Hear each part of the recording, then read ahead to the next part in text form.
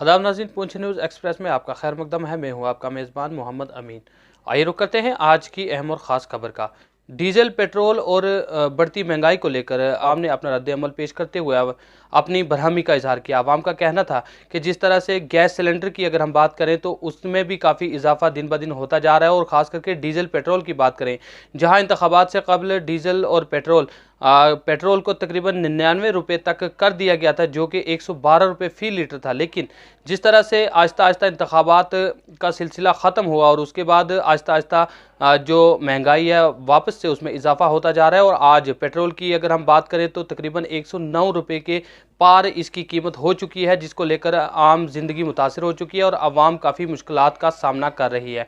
आज इस सिलसिला में बात करते हुए कांग्रेस लीडर ताज हुसैन मीर, उनके हमरा जो जम्मू कश्मीर अपनी पार्टी के पुंछ के नायब सदर बशीर अहमद खाकी और दीगर अवाम ने अपनी शदीद बरहमी जाहिर करते हुए अपना रद्द-ए-अमल पेश किया। उनका कहना था कि बढ़ती महंगाई की वजह से जहां आम जिंदगी मुतासर हो चुकी है, लेकिन साथ ही जो मुलाजिम तबका है उनको भी कई एक मुश्किलात का सामना करना पड़ रहा है। उन्होंने मरकज़ी हुकूमत से मुतालबा किया है कि जल्द से जल्द इस महंगाई पर लगाम लगाई जाए, क्योंकि इस महंगाई की वजह से जहाँ पिछले 3 सालों से लगातार अवाम कोरोना जैसी वबा से जूझ रही थी, लेकिन जिस तरह से लगातार शिद्दत की जो उन पर ये महंगाई की मार पड़ रही है, इसकी वजह से वो काफ़ी परेशानियों का सामना कर रहे हैं और हुकूमत को चाहिए कि इनकी तरफ नज़रसानी करे और इस महंगाई को कम करने में अपना अहम किरदार अदा करें। मज़ीद इस सिलसिला में बात करते हुए किस तरह से मकामी अवाम और ख़ास करके कांग्रेस लीडर ताज हुसैन मीर और जम्मू कश्मीर अपनी पार्टी के ज़िला पुंछ के नायब सदर बशीर अहमद खाकी ने किस तरह से अपने तासुरात पेश किए हैं, आइए दिखाते हैं हमारी इस खास रिपोर्ट में।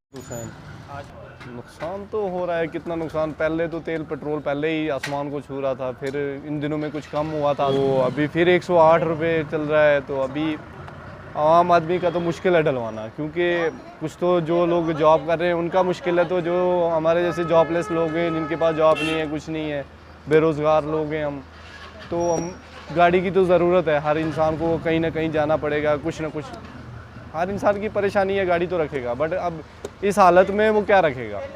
अभी 108 रुपये यहाँ पे चल रहा है पेट्रोल का, इस वक्त रेट चल रहा है, तो मुश्किल हो रही है, बहुत प्रॉब्लम फेस कर रहे हैं यहाँ हम।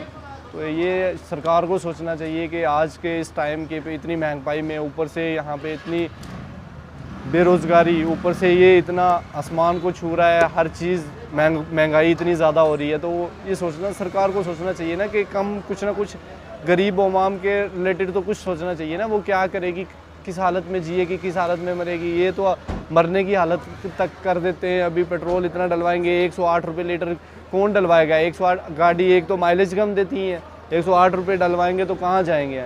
तो ये सोचना चाहिए, सरकार को सोचना चाहिए कि थोड़ा हर चीज़ में कंसेशन हो। आप देखेंगे जब भी इलेक्शन होता है तो बीजेपी सरकार ये कहती है कि महंगाई कम करेंगे, तेल की कीमतें कम होंगी, लेकिन बदकिस्मती की बात है कि जब इलेक्शन ख़त्म हो जाता है तो कीमतें दुगनी हो जाती हैं। आज आप देखेंगे लोग क्या लेंगे बाज़ार से, दालों की कीमत देख लें, सरसों का तेल देख लें, और जो ज़रूरियात ज़िंदगी हैं, डेली जो चीज़ें इस्तेमाल की जाती हैं, उनकी कीमतें आप देखेंगे आसमानों पर। आज आपने बात की डीजल और पेट्रोल की, हर दिन ये डीजल और पेट्रोल में बढ़ोतरी करते हैं और डीजल और पेट्रोल की कीमतें बढ़ा रही हैं।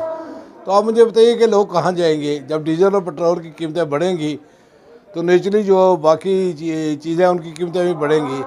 किराया आप देख लीजिए कहाँ है, आज लोगों को, गरीब लोग हैं। तो मेरा ख्याल है कि लोगों को सड़कों पर आना चाहिए, प्रोटेस्ट करना चाहिए और इस महंगाई के ख़िलाफ़ एकजुट होकर बगैर पार्टी पॉलिटिक्स से हटकर सभी पार्टी को इकट्ठा होकर बीजेपी के ख़िलाफ़ एक प्रोटेस्ट करें और इस महंगाई के ख़िलाफ़ एक प्रोटेस्ट करें कि जिससे गरीब लोग जो है वो कुछ उनको राहत मिले और इस महंगाई से वो लोग बचें।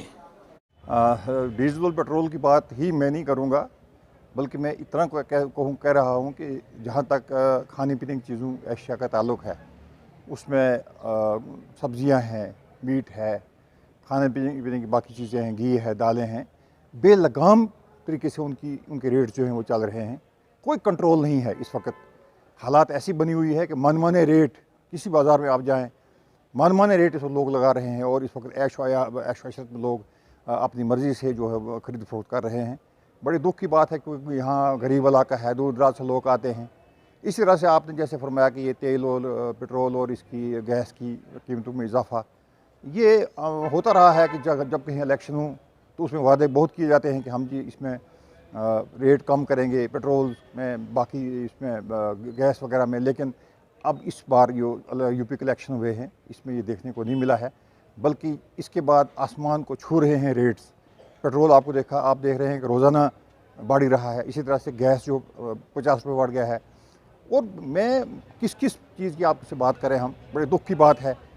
मैं ज़िला इंतज़ामिया से खास करके यहाँ कहूँगा, पुंछ में जो बुरी हालात है इस वक्त, मर्ज़ी से मनमानी के रेट जो हैं वो इस वक्त बाज़ार में सब्ज़ी की और दूसरी खाने पीने चीज़ों के इस वक्त चल रहे हैं। मैं गुजारिश करूँगा कम से कम यूटी इंतज़ामिया से और ख़ासकर ज़िला इंतज़ामिया से कम इस रेट पे नज़र रखें कि गरीब लोग जो दिन को आते हैं बाहर से, गांव से शहर में चीज़ें लेने के लिए, सामान, सब्ज़ी और दीगर अशिया, तो यहाँ पे क्या लेंगे। यहाँ तो मनमर्जी के रेट है। एक बाज़ार में आपको मिलेगा नींबू 10 रुपये का, दूसरे बाज़ार में 5 रुपये का। इसी तरह से बाकी जो सब्ज़ियाँ हैं, गोश्त है, मुर्गा है, हर चीज़ के दाम जो है वो आसमान को छू रहे हैं और बेलगाम तरीके से छू रहे हैं। मेरी फिर एक बार ज़िला इंतज़ामिया से बड़ी मुज़ब्बत तौर पर गुजारिश है कि कम से कम इस चीज़ का ख्याल रखा जाए।